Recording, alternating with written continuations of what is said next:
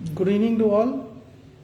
जैसा मेरा आप लोगों से बात थी कि आज मैं 5 बजे सभी लोगों के साथ लाइव होऊंगा, तो मैं अब लाइव हो चुका हूं।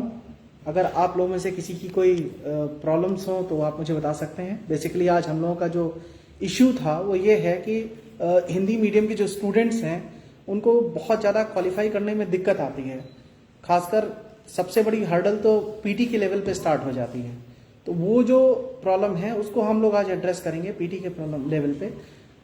मेरा ये मानना है, एक चूंकि हमारे साथ जो जितने भी लोग जुड़ रहे हैं उनमें से अधिकतर लोग हिंदी मीडियम से होंगे, जैसे अभिषेक पवार, विनय यादव, कृष्णा चौधरी, अनुभव परिहार, सूर्या राधे, मोहित यादव, इन लोगों के नाम मैं पढ़ रहा हूँ। अधिकतर लोग इतनी मीडियम से हैं और सभी के सभी हम्बल बैकग्राउंड से आते हैं, सारे के सारे एक ग्रामीण परिवार से आते हैं। तो आप लोगों से मेरा ये कहना है कि 2-3 चीजें हमेशा ध्यान रखें। ये पहली बात तो ये है कि ये एग्जाम वास्तव में टफ है, ऐसी बात नहीं है। अगर आप यूपीएससी एग्जाम की बात करें तो ये टफ है और ये टाइम मांगता है आपसे, ये मांगता है टाइम। ये नहीं होगा कि अगर आप चाहें कि आज तैयारी की आपने और तुरंत सिलेक्शन हो जाए, क्योंकि आप जानते हैं कि पहली बार जब आप सोचते हैं कि नहीं पीटी के अटेम्प्ट आप देंगे, तो एग्जाम के लिए पीटी का एग्जाम का फॉर्म भरने से लेकर के पीटी का एग्जाम देने में और उसके बाद मेंस का एग्जाम देना, फिर इंटरव्यू देना, इस पूरे प्रोसीजर में कम से कम 1.5 साल का टाइम लग जाता है। तो ये एक बड़ा ही मुश्किल समय होता है, बहुत ही ऐसा टाइम होता है जब आप वास्तव में सोचते रहते हैं कि करना क्या है, और ऐसी स्थितियों में चूंकि लंबा समय होता है तो आप परेशान होते हैं कि कब सिलेक्शन होगा, कैसे होगा। तो इसमें मैं आपको ये बता दूं, पहली बात तो ये है हताश होने की जरूरत नहीं है। इसमें आप लोगों को ध्यान रखना है कि कहीं पर भी आप तैयारी करें, आप चाहे अपने घर पे तैयारी करें, चाहे घर से निकल करके बाहर तैयारी करें, इलाहाबाद या पटना जा करके, बिहार के लोग पटना जाते हैं, यूपी के लोग इलाहाबाद में आते हैं, या दिल्ली चले आते हैं, वेस्टर्न यूपी के लोग अगर हैं तो सारे लोग इधर चले आते हैं। तो आप सभी लोगों से मेरा ये कहना है कि जो भी अगर तैयारी करना चाहें, उसके लिए कहीं भी तैयारी कर रहे हैं वो, उसके लिए ये ध्यान रखें कि कहीं से भी परेशान होने की जरूरत नहीं है। आपको पूरा अपने ऊपर विश्वास रखना है, ध्यान रखना है कि हमें अपनी क्षमताओं पे पूरा यकीन करना है। वैसे भी सिविल सर्विसेज की तैयारी वो लोग ही करते हैं जो वास्तव में अपने क्षेत्र में कहीं ना कहीं टॉपर्स होते हैं, अपने गांव देहात हर जगह पे कहीं ना कहीं कुछ अच्छा करके आए होते हैं, तभी वो इस चीज को कर सकते हैं। तो मैं 1 सेकंड पॉज लूंगा। ये कमेंट्स हटाने हैं यार, ये कैसे कर सकते हैं? कमेंट्स हटाने कुछ तरीका पता है? फिर हम तो नहीं दे पाएंगे ना किसी का। नहीं वो तो ठीक है, तरीका क्या, बीच बीच में खोल देंगे, बीच में पढ़ लेंगे, ऐसे ठीक है। हाँ तो मेरा ये फिर से बताना आएगा कैसे कमेंट? ठीक है ठीक है, अभी ऑन है। हाँ तो मैं ये कह रहा था कि सबसे पहले आपको अपने अंदर यकीन रखना है कि हमें ये वास्तव में एग्जाम में क्वालिफाई कर सकते हैं। एग्जाम को क्वालिफाई करने के दौरान में आपको एक स्ट्रैटेजी बनानी पड़ेगी। स्ट्रैटेजी ये रहेगी कि मुझे कैसे करना है, क्या नहीं करना है। इस बीच में बहुत सारे लोगों का कमेंट देख रहा हूँ, योगेंद्र चौहान है, मोहित पोसवाल हैं, संजीत कुमार है, सूर्या राधे हैं, विकास साहू हैं, सूर्या राधे। मैं सभी लोगों को बहुत बहुत थैंक यू बोलता हूँ। किशन पांडे ये बोल रहे हैं, मैं एलएलबी किया हूँ सर, पीपीएस बनना चाहता हूँ, उसके लिए क्या करना होगा मुझे, और हाइट कितना चाहिए? हाइट 168 सेंटीमीटर चाहिए होती है उसके लिए, किसी भी पुलिस सर्विसेज के लिए आप इस बात को जान लीजिए। और किसी सर्विसेज के लिए हाइट का क्वालिफिकेशन उतना कंपलसरी नहीं है, क्योंकि पुलिस सर्विसेज 168 चाहिए होती है, तो आप इसको ध्यान रखें। बाकी पीपीएस की तैयारी हो चाहे यूपीएससी की तैयारी हो, आपको उसमें यही ध्यान रखना है कि एक स्ट्रेटेजी बनानी है। सबसे पहले आप ये करेंगे कि कोई भी आपका पेपर हो, चाहे वो यूपीएससी का हो, चाहे यूपी पीसीएस का हो, चाहे बिहार पीसीएस का हो, किसी भी स्टेट का पीसीएस हो, कोई भी, सबसे पहले आप उसका सिलेबस देखें। सिलेबस देखने के बाद सिलेबस आप पूरी तरह से रट लीजिए। सिलेबस के पॉइंट्स हैं, सब पॉइंट्स हैं, उन सबको पूरी तरह से रट लीजिए। ध्यान रख लीजिए कि वास्तव में हर पॉइंट और सब पॉइंट में क्या क्या लिखा हुआ है।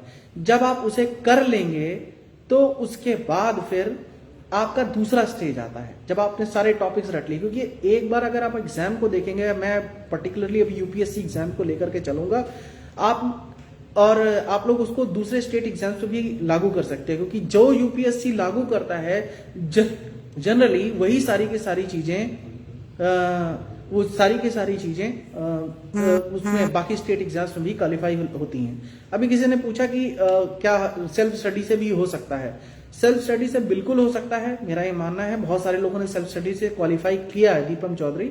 लेकिन होता यह है कि अगर आप किसी तरह से गाइडेंस अगर लेने की स्थिति में हैं, आपको लगता है कि नहीं मैं बाहर जाके कोचिंग कर सकता हूं, ये कर सकती हूं, और चाहे वो दिल्ली हो, चाहे इलाहाबाद हो, चाहे पटना हो, कहीं पर भी हो, और वहां पर क्वालिफाई कर लेते हैं, तो होता यह है कि आसानी से आप उन लोगों के एक्सपीरियंस का फायदा उठा सकते हैं जिन लोगों ने इस फील्ड में काफी लंबा टाइम बिताया है।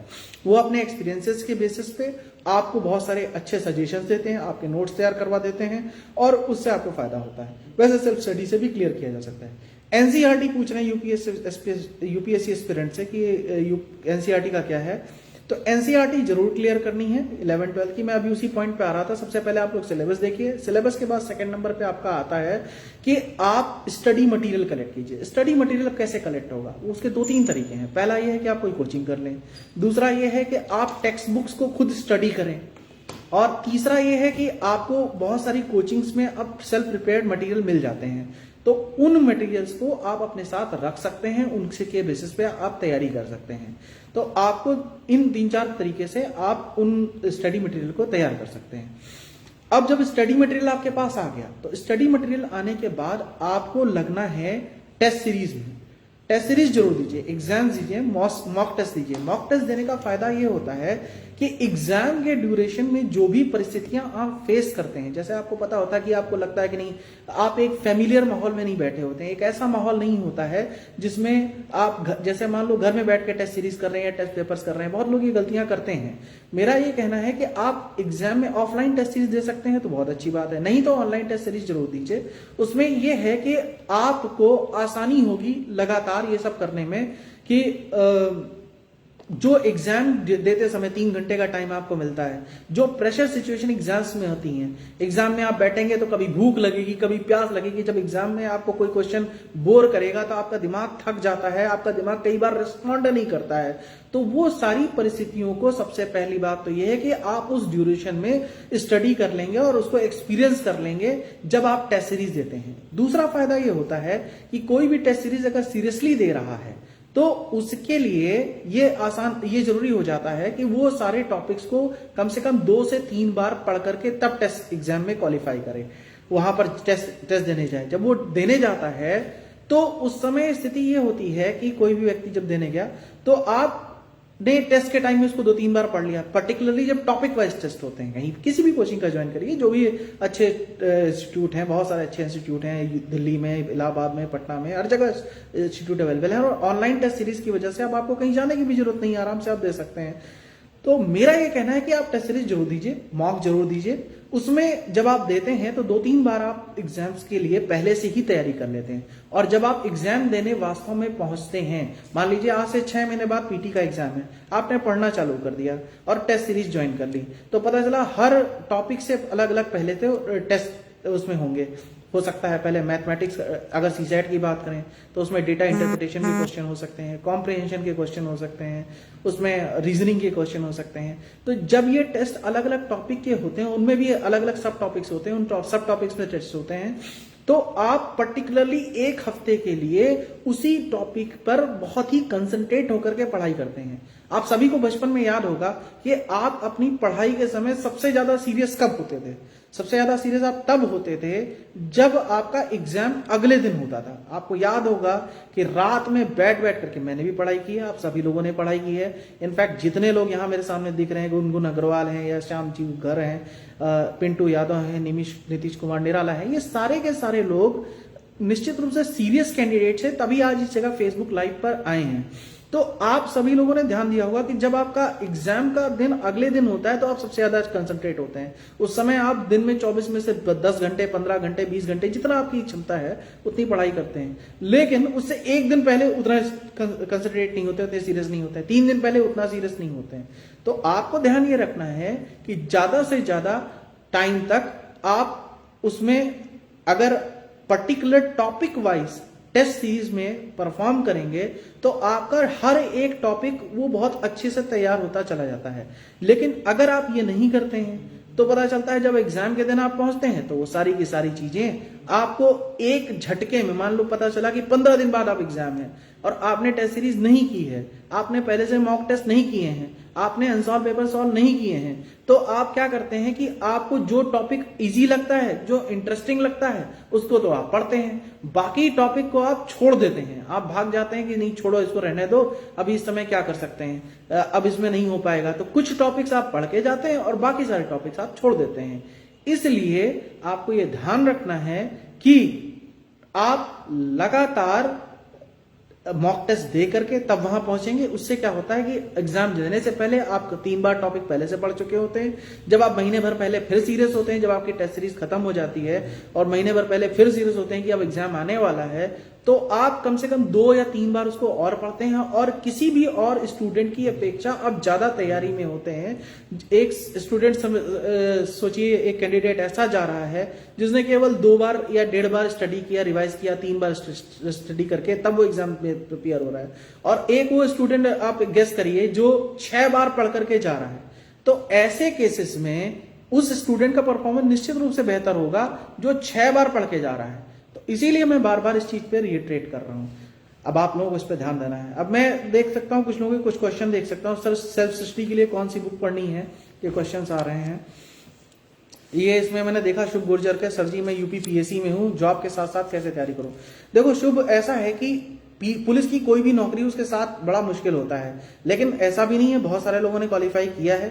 एक सब इंस्पेक्टर, एक कांस्टेबल था जो राजस्थान पुलिस में पहले वो, और उसके बाद फिर वो दूसरी जॉब में सब इंस्पेक्टर और नायब तहसीलदार की जॉब्स में आया और फाइनली वो आईपीएस भी क्वालिफाई उसने किया।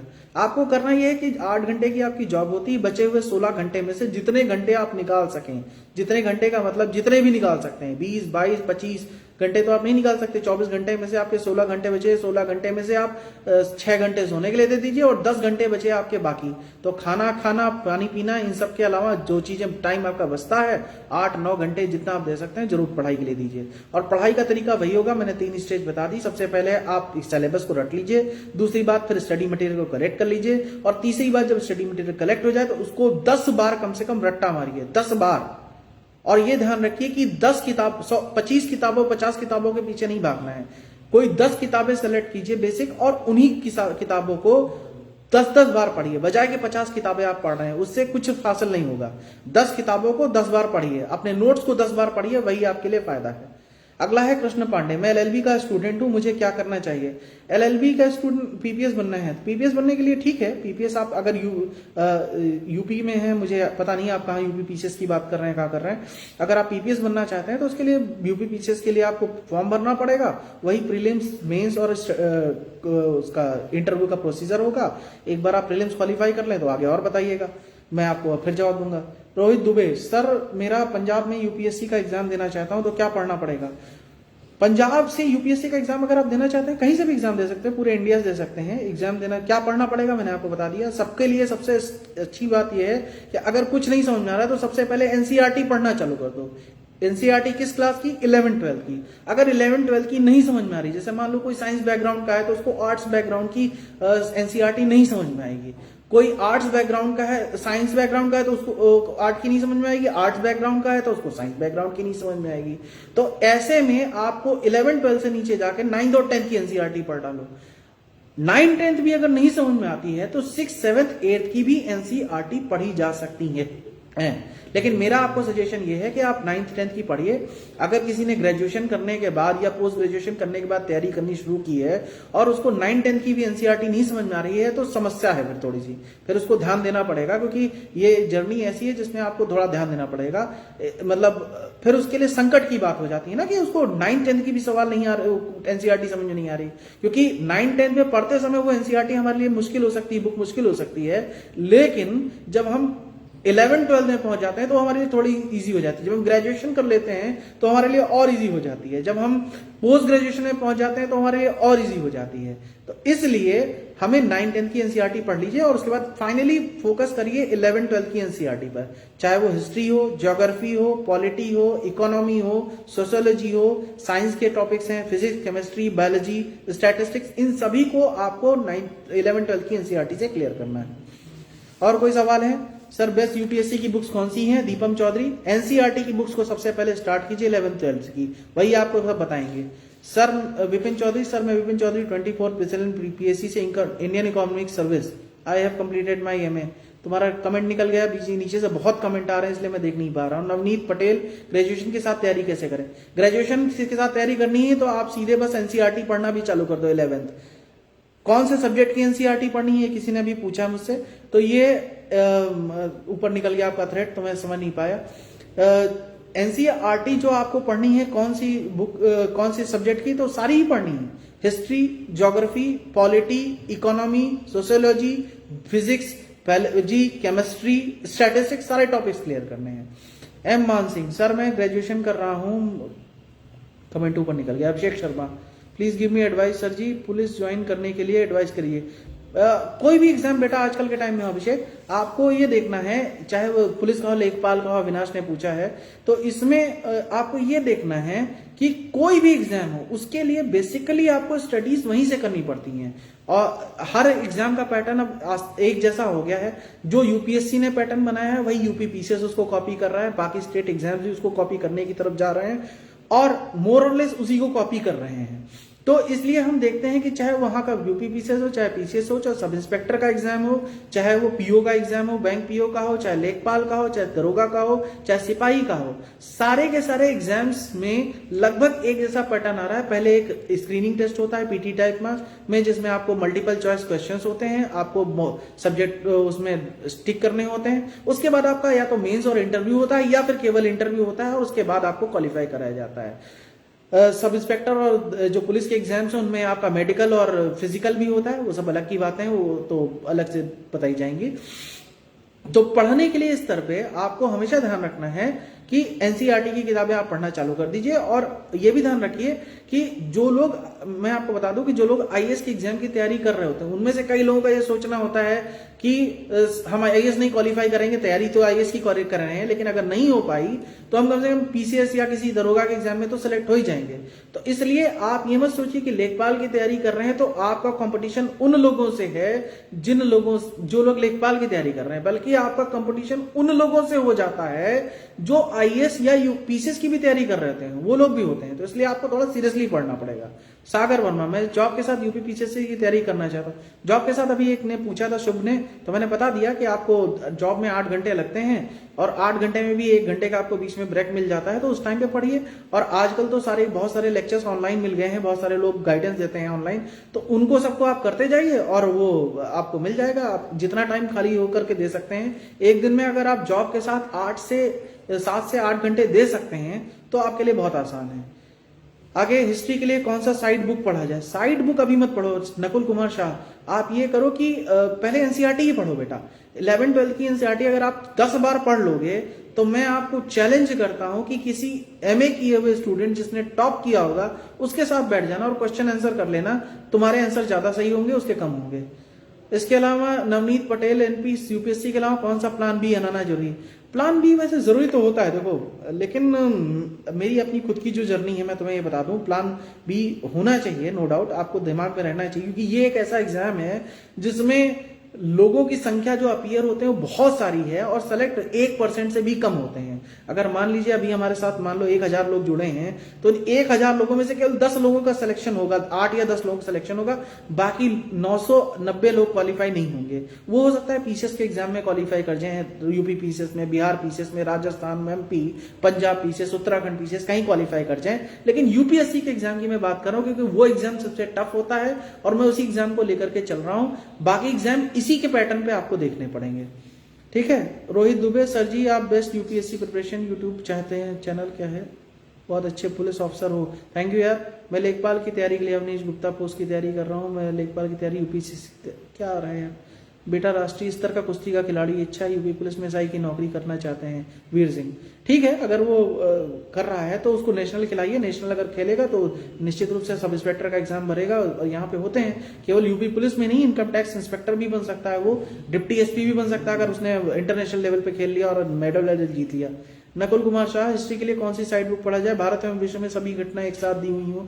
बेटा मैं वही बता रहा हूं आप लोगों को, आप फिलहाल एनसीईआरटी के लिए फोकस करो, 11th-12th की एनसीईआरटी फोकस करो, उसमें आपकी विश्व की भी घटनाएं हैं, भारत की भी सभी घटनाएं उसमें दी हुई हैं, आपको आसान हो जाएगा। आप उसको एक बार 10 बार पढ़ के तो देखो। मतलब लगता है लोगों को, आपको लग रहा होगा कि मैं 10 बार पढ़ने के लिए कह रहा हूं, लेकिन जितनी बार आप पढ़ेंगे आपको दिखेगा कि आपको नई नई कोई ना कोई नई चीज मिल रही है। UPSC aspirant, sir how many maximum age and attempt for OBC candidate, please reply me. देखो यूपीएससी के लिए, ये जो ओबीसी के लिए है वो 35 की एज है और मैक्सिमम अटेम्प्ट जनरल के लिए तो चूंकि 6 हैं तो ओबीसी के लिए मुझे लगता है दो ज्यादा ही होंगे। तो उस हिसाब से आप क्वालिफाई कर लेना। यार मैं जनरल कैंडिडेट हूं इसलिए मुझे उसका बहुत ज्यादा आइडिया नहीं रहा, और मेरे टाइम में तो यूपीएससी के केवल 4 अटेम्प्ट होते थे तो मुझे तो उसी में क्वालिफाई करना था। तो लेकिन जनरल से 2 अटेम्प्ट जनरली ज्यादा होते हैं इसके ओबीसी के। जनरल के इस समय 6 अटेम्प्ट हैं और 32 साल की एज तक देख सकते हैं। ओबीसी में निश्चित रूप से 2 अटेम्प्ट ज्यादा होंगे और 3 साल कम से कम, 2 से 3 साल एज ज्यादा होगी, 2 साल कम से कम 34 साल की एज तक दे सकते हैं। रोहित दुबे, सर जी आप best UPSC preparation YouTube channel बात दीजिए सर। ये जो भी है बात समझ नहीं आ रही आपका। आप लोगों से ये मेरी रिक्वेस्ट है कि आप लोग जो भी लिखें या तो इंग्लिश में लिखें या हिंदी में लिखें, और क्योंकि आप इंग्लिश में लिखते हैं ना तो मुश्किल हो जाता है। जैसे आशीष गुप्ता बोल रहे हैं we need officers like you to motivate, तो ये तो सुनने में, समझने, पढ़ने में समझ में आ रहा है। रोहित ने लिखा कि किस कोचिंग का सहारा लिया जा सकता है, ये भी पढ़ने में समझ में आ रहा है, लेकिन कुछ लोग अजीब सा लिख देते हैं, वो पढ़ने में नहीं आ रहा है। मैं अभी ग्रेजुएशन ये जो लिखा है इंग्लिश में लिख रखा है तो ये पढ़ने में नहीं समझ में आ रहा है। Avnish Pandit Mahakal, sir when will the result of UPSI will come? जल्दी आएगा, आप परेशान ना हो। बहुत सारे लोग परेशान हैं इसके चक्कर में, यूपीएसआई का रिजल्ट बहुत जल्दी आएगा। शिवम माहेश्वरी, सर मैंने एमबीए की कर लिया है। आपने भी वैसे ही लिखा है, इंग्लिश में लिखा है, मैं पढ़ नहीं पा रहा हूँ, ऊपर चला जा रहा है, बहुत सारे कमेंट आ रहे हैं। सर आपने कैसे तैयारी की? ब्रजमोहन यादव सी गोविंद, मैंने यार तुम लोगों को बताया ना, जैसे मैंने बताया अभी सेम पैटर्न पे तैयारी की। सबसे पहले सिलेबस रटो, सिलेबस के बाद अपना स्टडी मटेरियल तैयार करो और उसके बाद टेस्ट सीरीज के मॉक टेस्ट के लिए जाओ। मॉक टेस्ट करने के बाद आपका चाहे वो पीटी के लिए मॉक टेस्ट हो, चाहे वो मेंस के लिए मॉक टेस्ट हो, और चाहे जब आपका इंटरव्यू के लिए कॉल आता है तो इंटरव्यू के लिए मॉक टेस्ट हो, तब भी आपको देना है। दीपक मिश्रा कुछ लिख रहे हैं लेकिन फिर इंग्लिश में आपने लिखा है, मैं उसको पढ़ नहीं पाऊंगा। तौहीद हुसैन कुरैशी, जय हिंद। जय हिंद, बिल्कुल आपको भी Jai Hind. Vipin Chaudhary, sir please tell me about Indian economic service. Indian economic service भी यूपीएससी ही कंडक्ट कराता है, उसमें कुछ पर्टिकुलर सब्जेक्ट्स होते हैं लेकिन पैटर्न एक जैसा ही होता है। पहले प्री होगा, फिर मेंस होगा, फिर इंटरव्यू होगा। आकाश शर्मा, सर मैंने के लिए प्रिपरेशन कैसे, मेन के लिए प्रिपरेशन क्या लिखा? हिंदी तुमने भी इंग्लिश में लिख रखा है तो मैं पढ़ नहीं पा रहा हूं उसमें। दीप सैंडी, सर मैं यूपीएससी असिस्टेंट कमांडेंट के बारे में कुछ बताओ। असिस्टेंट कमांडेंट का एग्जामिनेशन भी यूपीएससी ही कंडक्ट कराती है, उसका भी पैटर्न ऐसा ही है, पहले प्रीलिम्स होगा, फिर मेंस होगा, फिर इंटरव्यू होगा। और यूपीएससी का कोई भी एग्जाम होगा उसमें जीएस की बहुत जरूरत होती है, इसीलिए मैं आप लोगों से बार बार कह रहा हूं कि एनसीईआरटी की क्लास 11th और 12th की क्लास जो बुक है वो आप उसको कम से कम 10-10 बार पढ़ लीजिए। सर मैंने बीएससी पीसीएम में किया हुआ है। देव चौधरी, इनकम टैक्स जाना चाहते हैं, बिल्कुल जाइए। इनकम टैक्स एग्जाम निकलते हैं, उसमें एसएससी के थ्रू भी जा सकते हैं आप, तो वो तरीके से आप बिल्कुल फॉर्म भरिए और आप उसमें जाइए। सुनील कुमार शर्मा, आईएएस के लिए कौन सी कोचिंग बेस्ट रहेगी? बेटा पहले आप ये बताइए कि आप हैं कहाँ, रहते कहाँ हैं और कहाँ पे कोचिंग करना चाहते हैं। पटना, इलाहाबाद, दिल्ली, कहाँ? हर जगह के अलग अलग कोचिंग्स हैं। और आप हिंदी मीडियम से हैं कि इंग्लिश मीडियम से हैं, उन दोनों के हिसाब से एग्जाम बताना पड़ेगा। मैथ अच्छे से कौन कर रहा है? Hindi literature book suggest please. Hindi literature के लिए बुक मैं अभी आप लोगों को अलग से बता दूंगा, अभी जल्दी मैं 1-2 दिन में अपना नंबर शेयर कर दूंगा, तो व्हाट्सएप पे आप उसके थ्रू कनेक्ट रहिएगा। आपका जो सवाल होगा उसमें भी बता दूंगा मैं कई बार, या अगली बार लाइव सेशन में जब मैं आऊंगा तो मैं आपको बताऊंगा। तो जनरली मैंने अब ये प्लान किया है कि हफ्ते में 1 या 2 बार मैं लाइव सेशन रखूंगा, और दिन होंगे ट्यूसडे और फ्राइडे, शाम होगा 5 बजे का time, Tuesday 5 PM, Friday 5 PM मैं आप लोगों से लाइव रहूंगा, और कोशिश करूंगा कि दोनों दिन हो जाऊं। अगर दोनों दिन नहीं हो पाए तो किसी एक दिन हफ्ते में जरूर रहूंगा आपके साथ। Kumar Naveen, how preparation mains writing UP PCS। हाँ, प्रिपरेशन मेंस के लिए आप ये करिए ना बेटा, आप मेंस की प्रिपरेशन 2 तरीके से कर सकते हैं। पढ़ना तो वही मैंने जो बताया आपको, पहले स्टडी मटेरियल कलेक्ट कर लीजिए और उसके बाद उसको पढ़ के 10 बार रट्टा मारिए कम से कम, और उसके बाद या तो जितने क्वेश्चन पेपर पीछे आ चुके हैं उनको सॉल्व करके खुद आपस में अपने दोस्तों का एक ग्रुप बना करके आपस में चेक करवा लीजिए। और अगर ऐसी फैसिलिटी अवेलेबल नहीं है, मान लीजिए आप अपना आंसर किसी और को नहीं चेक कराना चाहते हैं हेजिटेशन की वजह से कि दूसरा हंसेगा कि मतलब आपने खराब नंबर, तुम्हारे बहुत खराब तुमने लिखा है, इस तरह से है, तो आप फिर किसी और के थ्रू जा सकते हैं, ऐसा कुछ नहीं है, किसी कोचिंग के ऑनलाइन टेस्ट सीरीज कर सकते हैं, इस तरह से कर सकते हैं। इलाहाबाद में संजय कुमार, IAS के लिए कौन सर, कमेंट निकल गया आपका संजय। अवनीश यादव प्रिंस, कौन सी कोचिंग बेस्ट है, ऑफलाइन या ऑनलाइन? बेटा ये आप पे डिपेंड करता है, आपको अगर ऑनलाइन में अच्छे से समझ में आ रहा है तो ऑनलाइन आपके लिए बेस्ट है। अगर आपको ऑनलाइन में नहीं समझ में आ रहा है, कुछ लोगों के साथ दिक्कत ये होती है कि उनको लाइव टीचर से ही पढ़ना होता है तभी उनको समझ में आता है, तो उनके लिए फिर उनको जाना पड़ेगा, उसमें ऑफलाइन जाना पड़ेगा। शिवम माहेश्वरी, सर मैंने BBA और MBA किया है, मैं आपसे पूछना चाहता हूँ कौन से राइटर की किताब? मोहित मोहम्मद फरहान तुर्क, सर आप अपना नंबर दीजिए प्लीज।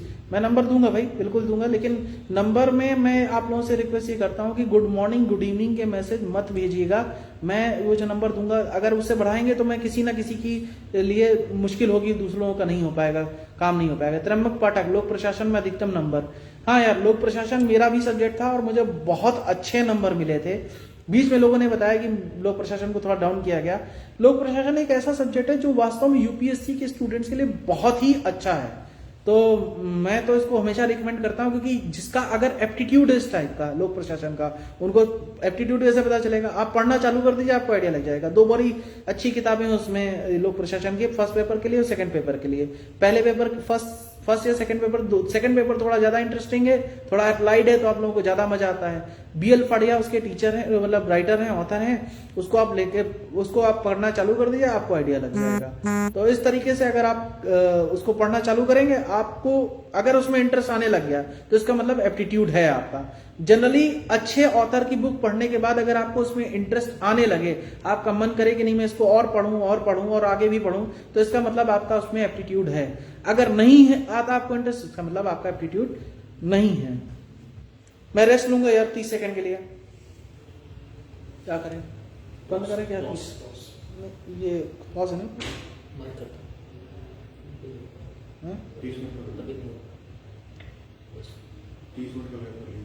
30 मिनट तो हो ही गया लगभग,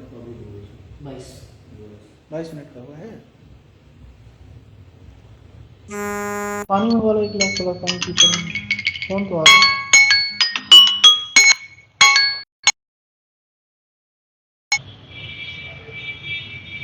आगे संजय कुमार सिंह, सर इलाहाबाद में IAS के लिए कौन सी कोचिंग बेस्ट है? वहाँ कई कोचिंग है, वहाँ पर ध्येय भी है, GS वर्ल्ड भी है और दृष्टि भी है, आप देख लीजिए, उसमें से तीनों हिंदी मीडियम की बहुत अच्छी कोचिंग है, आप बढ़िया से कर सकते हैं। GS वर्ल्ड वाले भी अच्छा पढ़ाते हैं। विनय कुमार गुप्ता, क्या लिखा है यार, सर विकलांग भी तैयारी कर सकते हैं क्या? बिल्कुल। मोहम्मद फरहान तो बिल्कुल तैयारी कर सकते हैं, बल्कि आपके लिए तो सबसे ज्यादा अच्छा है उसमें। अगर आप देखेंगे तो विकलांग लोगों के लिए तो कोटा है, उसमें आपको रिजर्वेशन मिलता है और आप कम नंबरों से सेलेक्ट हो सकते हैं, कम नंबर लाने पे भी सेलेक्ट हो सकते हैं। जितना शेड्यूल कास्ट या शेड्यूल ट्राइब्स का होता है उससे भी कम नंबर पे एक विकलांग कैंडिडेट का सिलेक्शन हो सकता है। जैसे उसमें विकलांग में भी 3 कैटेगरी होती हैं। पहला कैटेगरी होती है कि अगर उसको कुछ ऑर्थो की समस्या है, हड्डी की समस्या है, वो ठीक से चल नहीं पाता है, अपंग है, तो PHQ1 बोलते हैं उसे, मतलब वो फिजिकली हैंडीकैप्ड जो होता है, तो उस पहली कैटेगरी वो होती है। दूसरी है कि उसको बोलने में कोई दिक्कत है, और तीसरी कैटेगरी उसको सुनने में कोई दिक्कत है। तो जिनको बोलने सुनने में दिक्कत होती है उनको तो बहुत कम नंबर पे ही सिलेक्शन, उनका तो बहुत ज्यादा कम नंबर पे हो जाता है, लेकिन थोड़े से ज्यादा नंबर ही लगते हैं। अगर कोई अपंग है, कोई ठीक से नहीं चल पा रहा है, तो उसका सिलेक्शन भी कम नंबरों पे होता है। जनरल के लिए सबसे ज्यादा मेरिट चाहिए और फिर ओबीसी, एससी, एसटी और उसके बाद फिजिकली हैंडीकैप के नंबर आते हैं। तो आप फिजिकली हैंडीकैप का बिल्कुल सिलेक्शन हो सकता है और कोटा भी होता है। शिवम माहेश्वरी सर LLB करके यूपीएससी की में फायदा मिल सकता है क्या? बिल्कुल मिलता है। अगर आप लॉ का एक उसमें सब्जेक्ट भी होता है, आप उसको ऑप्शनल रख सकते हैं, बिल्कुल करिए उससे। दीपम चौधरी, नंबर भेजूंगा मैं आपको जल्दी ही सभी लोगों को। अर्पित कुमार सर, करंट अफेयर्स के लिए क्या किया है, कोई अच्छे प्लेटफॉर्म? देखो आजकल ऑनलाइन प्लेटफॉर्म पे सब जगह करंट अफेयर्स की बहुत अच्छी कोचिंग्स में गाइडेंस अवेलेबल है, ठीक है? तो आप उसको देख सकते हैं। ऑफलाइन भी आप ज्वाइन कर सकते हैं, कोई अगर अच्छा है तो उसको आपको देखना पड़ेगा, उसको आप देख सकते हैं, ऑफलाइन में भी जाकर के कर सकते हैं। अगर और वैसे भी अब ऑनलाइन में आप देखेंगे तो बहुत सारे तो फ्री में कंटेंट अवेलेबल है। आप ऑनलाइन जाइए और करंट अफेयर्स के लिए बारे में पूछिए, उसमें यूट्यूब पे सर्च मारिए, उसमें बहुत सारे करंट के लिए डेली हर कोचिंग अब ये दे रही है कि डेली उनका कुछ ना कुछ अपडेट आता रहता है, उसको देख लीजिए। लेकिन साथ साथ करंट अफेयर्स के लिए आपको ये करना पड़ेगा कि एक न्यूज़पेपर और एक करंट की मैगजीन हर महीने जो आती है वो आपको देखना पड़ेगा। न्यूज़पेपर में लोग कंफ्यूज होते हैं, इंग्लिश मीडियम वाले लोग हमेशा डराते हैं, थोड़ा डरने की बात भी होती है, वो कहते हैं कि नहीं द हिंदू पढ़ के ही सिलेक्शन होता है। भाई मेरा द हिंदू मैंने नहीं पढ़ा था, लेकिन मेरा फिर भी सिलेक्शन हुआ, बहुत अच्छी रैंक आई थी, कोई दिक्कत नहीं हुई, ठीक है? तो इसलिए आप इस चीज को ध्यान रखिए, उससे भी सिलेक्शन हो जाता है और मतलब उससे भी सिलेक्शन हो जाता है। दूसरा, आप कोई करंट मैगजीन पढ़ सकते हैं, चाहे वो क्रॉनिकल ले लीजिए, चाहे प्रतियोगिता दर्पण ले लीजिए, लेकिन एक लीजिए और उसी मैगजीन को 3 बार पढ़िए महीने में। ये नहीं कि दो मैगजीन ले ली उसको एक बार पढ़ा, ऐसा नहीं। एक ही मैगजीन लीजिए, उसको 2 बार 3 बार पढ़ लीजिए, जितना बार आप पढ़ सकते हैं। इसी तरीके से एक न्यूज़पेपर लीजिए और उसको शुरुआत से लेकर आखिरी तक स्टडी कीजिए। तो आज हम लोगों का सेशन वैसे मैंने 15 मिनट का प्लान किया था, लेकिन अब आधे घंटे का हो गया। तो मैं अब इस समय विदा ले रहा हूं आप लोगों से। आप लोगों को बहुत बहुत गुड बाय। आप सभी लोग यहाँ पर आए, तरुण राजपूत, दुर्गेश मिश्रा, आजम खान, विजय प्रजापति, मुकेश मिश्रा, दीपम चौधरी की कमेंट कई बार आ गए, मैं देख रहा हूँ। दीप सैंडी का भी कमेंट कई बार आ गया है। शशि यादव, यूपीएससी के नोट्स आपको चाहिए, बिल्कुल उपलब्ध करा देंगे। शशि यादव, गिरीश पांडे, सौरभ सैनी, विशाल शर्मा, आप सभी को थैंक यू। एपी सिंह, आपका भी बहुत बहुत धन्यवाद। यूपीएससी एस्पिरेंट ने भी, हाँ बिल्कुल आप मिल सकते हैं मुरादाबाद में, मेरा ऑफिस है, आप आइए, मैं आपको टाइम दूंगा, टाइम फोन करके आइएगा। अनिल कुमार, आयुष रमन, आशीष गौतम, धीरेन्द्र वर्मा, संदीप शर्मा, हैप्पी शर्मा, दीपम चौधरी, आप सभी लोगों को फिर से बहुत बहुत धन्यवाद। और मैं जल्दी फिर से अपीयर हूँगा, तो मैं आप लोगों से फिर से मिलूंगा और आप लोगों को निश्चित रूप से जो भी गाइडेंस अवेलेबल हो सकेगी मेरे की तरफ मैं कराऊंगा। Thank you very much.